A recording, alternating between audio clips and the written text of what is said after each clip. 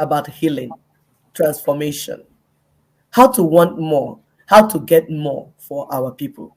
Not for individual, not just for me, but for everyone. It's not the one that I'm eating, I'm comfortable, my neighbors don't have food to eat. They're begging me, they're celebrating and singing. Meanwhile, they might not even like you. They just want food. They sing all the songs. That's not right. We want an environment where our people will be comfortable, and it will bring down criminality. So because what we are pushing for is just, what we are pushing for will be good for the world. Take home points. The healing journey is transformative, Mm. fostering personal growth and development for people groups, resilience, and self discovery, be it at individual levels or community levels. If we will agree for us to embark on this healing journey, you'll be surprised what will happen in months.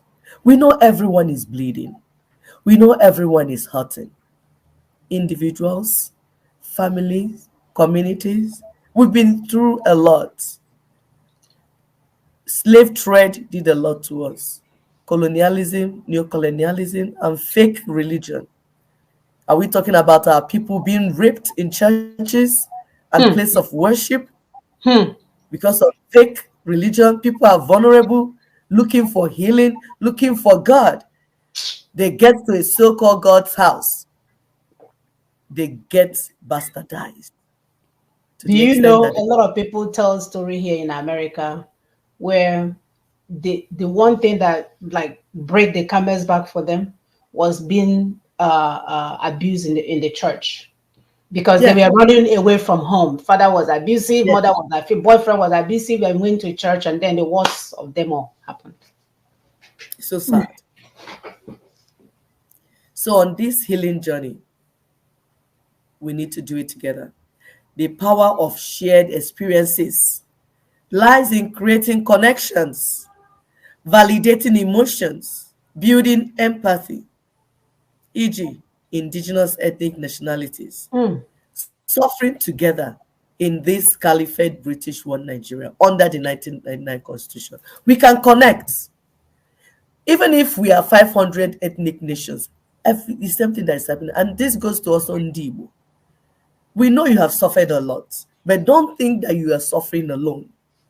Let's connect with the rest of the people that are suffering from the same problem under Nina's strategy for self-determination.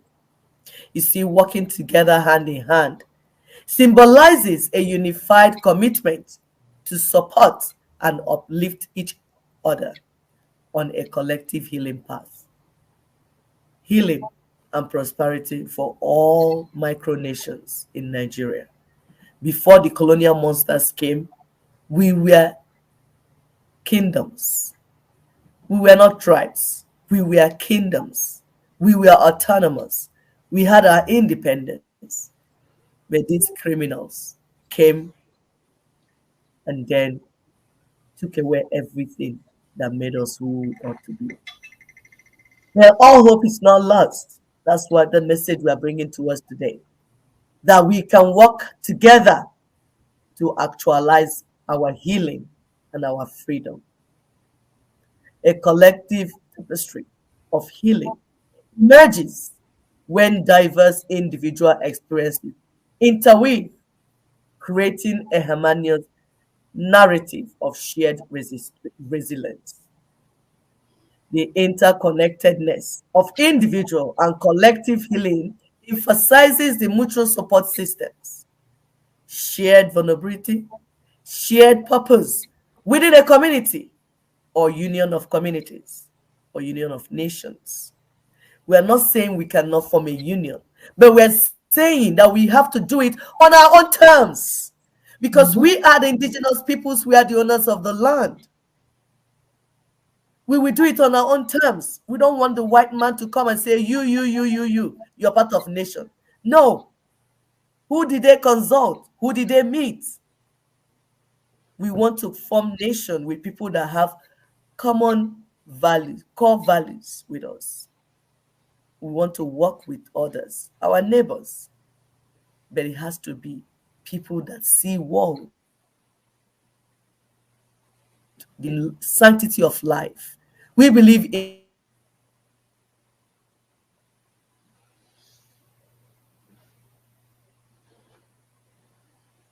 Give her a few minutes. She's coming. You can see the screen is frozen. Thank you so much. Please continue to help us to share. Even when we have a wonderful topic that can help humanity, you can see they are blocking, but it's okay. People are getting it. I got so much phone calls or messages, not phone calls, last after the last show. So God is definitely good.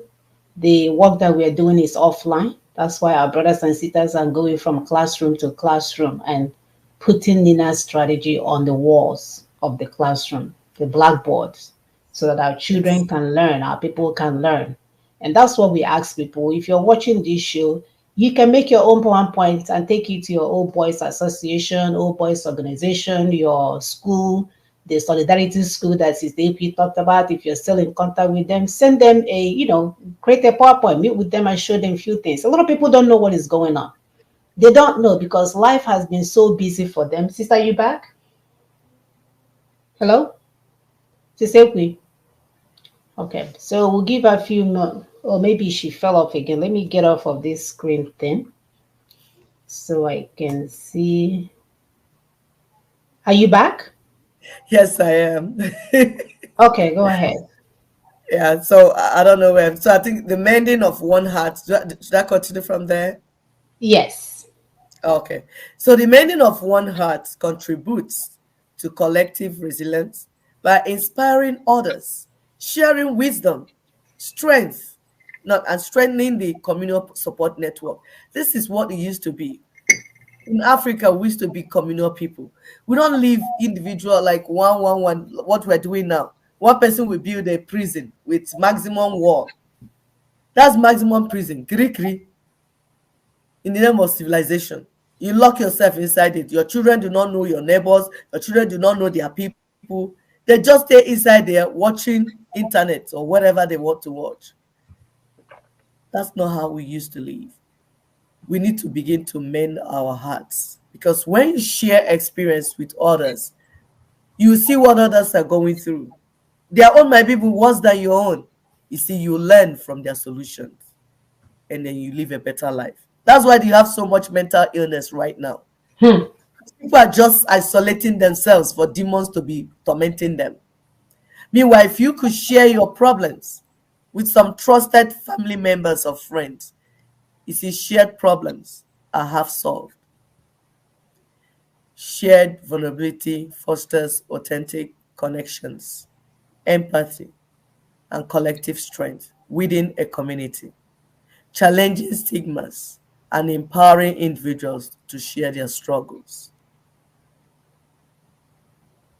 The transformative power of shared vulnerability lies in building resilient communities where authenticity becomes the foundation for growth and connection. It is important as humans to connect. We said, my people said, if you have an itch as an animal, if an animal has an itch, he goes to the tree for tree to help him to scratch it. But if an individual has an itch, you go to another human being, a fellow human being, to help you to scratch it. So we are calling today on our people to begin to build together, not the criminal one, because we have been duped severally in the name of freedom fighting and self-determination. Yes, we've been there. We've been there real time. We've been duped.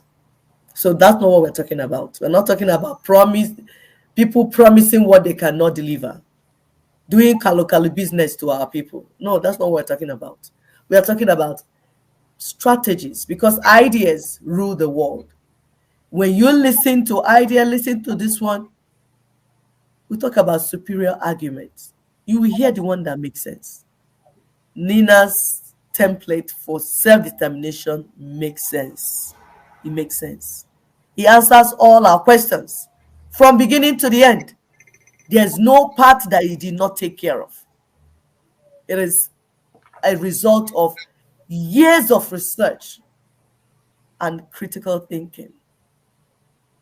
Even the Westerners cannot believe that Black men and women could come up with something like that. Of course, because they underrated us, because they're all greedy and criminals.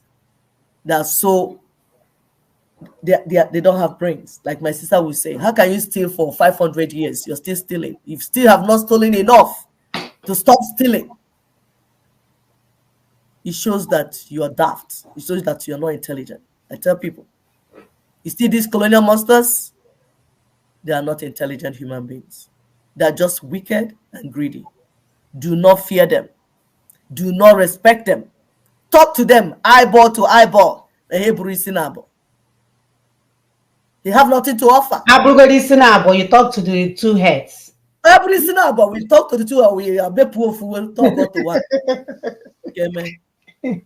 We have all it takes as Black people.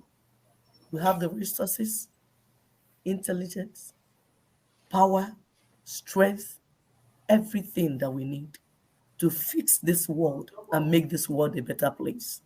So stop listening and being afraid of criminals that are jumping up and down looking for. It's only cowards that kill other human beings.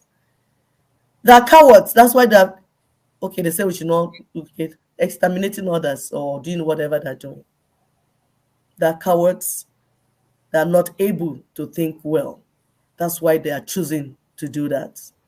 Otherwise, you don't have any reason to take the life of another human being.